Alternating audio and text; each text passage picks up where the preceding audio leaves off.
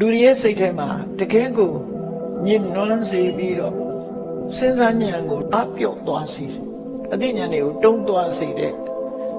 အကြောင်းတရားတွေကဘာတွေတုံးဆိုနံပါတ်1ကကာမိစ္ဆန္ဒပြောခြင်းပါခြင်းနဲ့စိတ်ကာမဂုဏ်အာယုခံစားခြင်းနဲ့လောဘအဲ့ဒီကာမိစ္ဆန္ဒဆိုတာအသိဉာဏ်ကိုရောပါသွားစေတယ်လူရဲ့စိတ်ထဲမှာကောင်းတဲ့စိတ်တွေဖြစ်ဖို့ရမရှိဘူးတဲ့သူဝင်နေလို့ရှိရင်အလုံးသူကဆုတ်ပိတ်တာ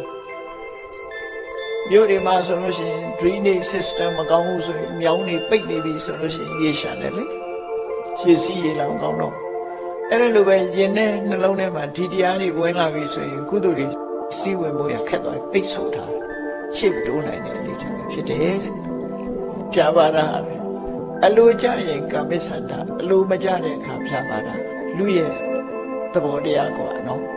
လိုချင်တာရရင်လောဘလိုချင်တာမရဘူးဆိုရင်ဒေါသ